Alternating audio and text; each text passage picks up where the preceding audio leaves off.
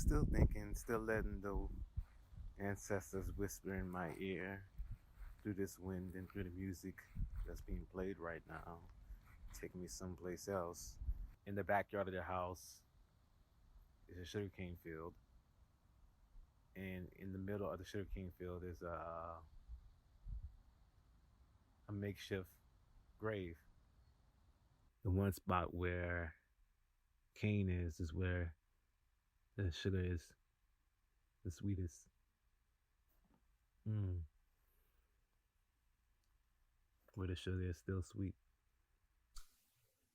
Dare to dream.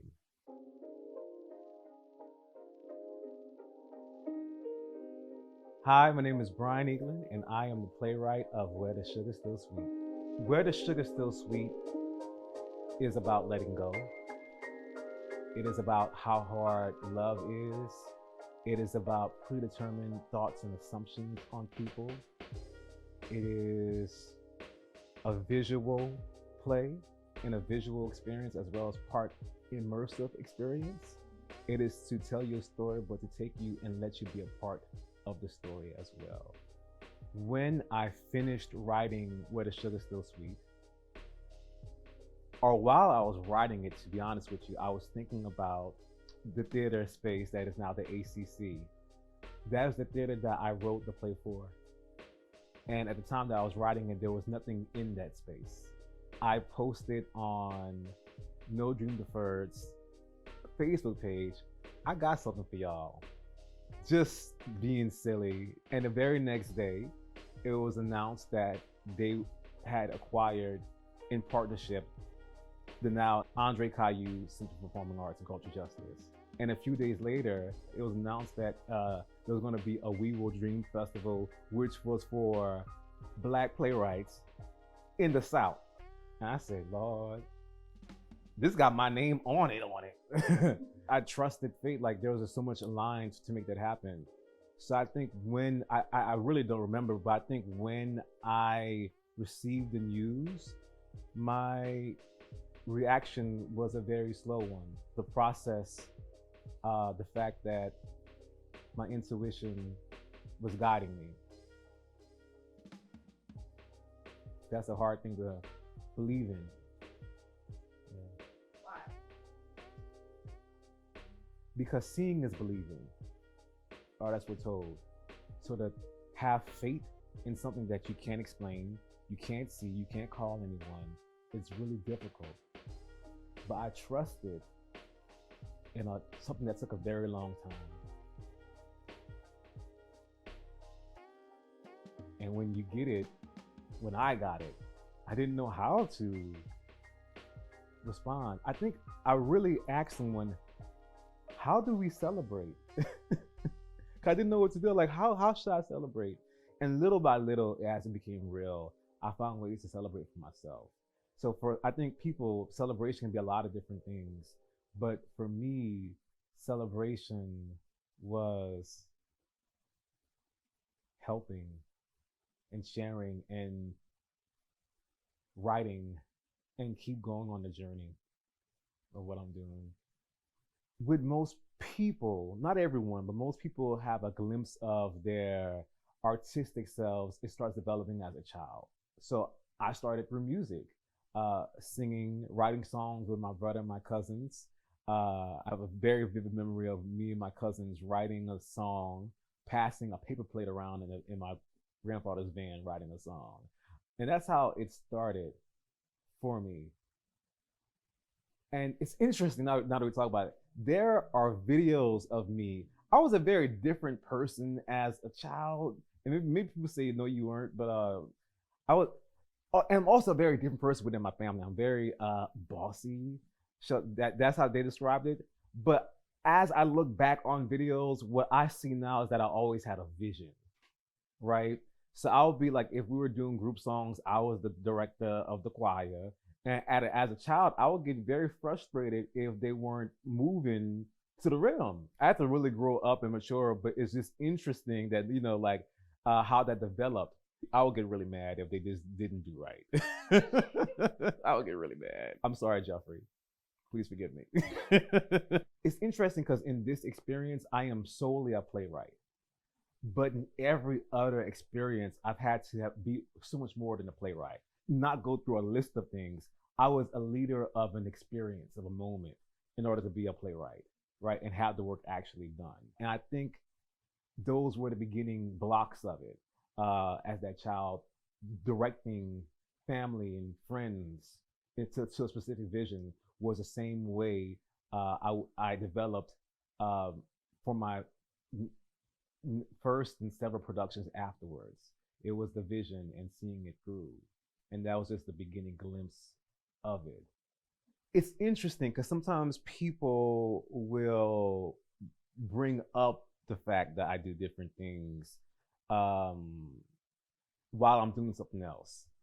So if I'm acting, they'll say, you're a playwright or this, that, or third. They come from different spaces. It's hard to explain, but like my playwriting brain is not the same as my acting, where like thought process. So I can read a script, and if I'm reading it as a playwright, I have one experience of it.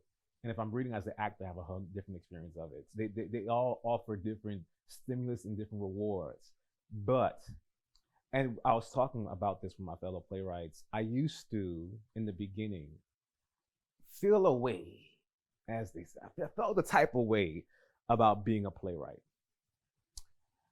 I felt that whenever people referred to me as a playwright, it was them diminishing me as an actor.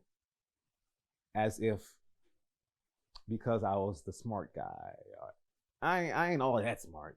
But it was like, yeah, you fit the box better for a playwright than an actor. So, you know, because the idea is like the actor is this, you know, fits a certain mode, they look a certain way, they have a certain swag, and you know, you have more of the vibe of a playwright or a director. And I felt the way and I rebelled against that. But I own it now, because that's just my destiny. I learned that two things can be true at the same time. I learned that it wasn't a diss, but it was just people seeing something that I didn't have to rebel against, because they all do work in tandem. And as I've grown and matured, my deepest process is my playwriting. And it affects everything else, because especially my acting, because I get so deep with my playwriting. It's so much in my heart. It sometimes makes everything else seem like I don't go deep enough. I don't write a play. I am a vessel for energy that shares an experience with me that I document. That's what happens. That's my gift. I think it's my gift. And that's what I've had to accept. So whenever I'm reading someone else's work, that's exactly what I'm doing, as opposed to understanding something totally because it inhibited me. It possessed me. It told me. So it makes being an actor so much harder now, because I understand the experience of being consumed by something. I don't want to have to figure out words anymore when they're told to me. I do, I don't. I'm still working through that, because I used to my passion was acting. But I just gone to a different level with writing, that creating is my passion, and acting is something that I enjoy. I was recently in a show, and I felt my spirit, really rebel against the idea of changing. And the question was, what if my acting experience wasn't about changing as much as it was about deepening yourself? Because with playwriting, it's about my story and my art. I'm having opportunities for my point of view. And when, as an artist in the journey, when people care about what you have to say and how you feel and the worlds that you create, it's been difficult for me to go against that. So I'm trying to merge all of my art forms in that realm and seeing how deep I can go in myself as opposed to how deep I can go into someone else. It was the first full-length play I wrote in my development of my sole playwriting process. It's a challenge because it's something that I'm still, it's the first full length of me accepting a different process for myself. It was challenging because this is the play I've never been. Oh, I can cry now. I cried in rehearsal yesterday. I don't be crying like that. I'm emotionally invested. Lauren asked the question. It wasn't even because of the acting. Lauren asked the question and I just knew where the answer was. I don't mean like the answer in words. I mean, I knew the feeling. And that's the challenging part is truly understanding something, because it is hard to hold a lot of emotions within and contain them in a body. I can tell you a favorite moment that I had when I was writing it. And it was when I discovered the title of the play. I spoke it because a lot of my process has become oral. And I was just speaking. It doesn't look like I'm going through, it looks like this, a conversation, but there's no one there. And I'm just talking and the words just flow out. And I was just talking about everything I want and what I was thinking, all the visions in my head. And I just said the title. I actually have it on my phone. And it's just crazy to have the moment where inspiration hits you, to have it documented. And I have that. And that's a special moment for me. I was very, very not happy as a person when I was writing the play, because I was doing a different project. Sometimes as an artist, as a multi-hyphenate, I sign up for stuff, because whether you feel like you have to, I don't know what, I'll be signing up, or people, more so, I get asked to do a lot of different things than I actually sign up for. And you want to help out friends, you want to take part in cool opportunities. I was just held up when I wanted to be writing. And I had a due date, and I'm like, I ain't gonna get this in time. And I was trying to finish, I was on set and I had to finish my play, and I was mad that I did that to myself. And I didn't know how to get to the end of the play, and I was very upset because it was due the next day, and I went to sleep, and I don't know what to say happened. I don't know if I had a dream or if something spoke to me. I don't know. But what it said was, you're already at the end. I woke up. I wrote 3 more pages and I was done.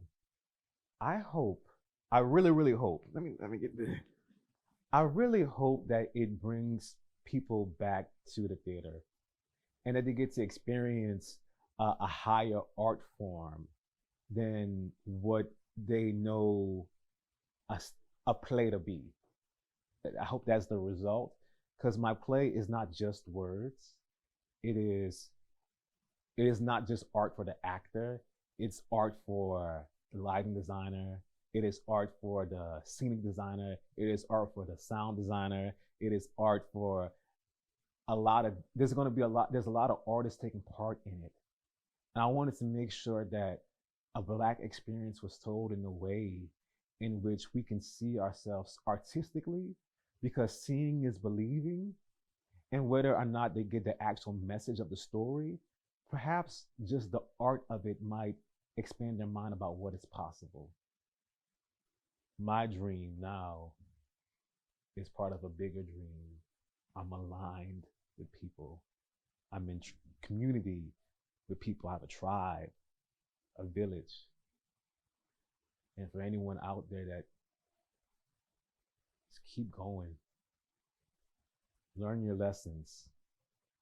When they get hard, keep going and seek those who you can be aligned with. Know what that is.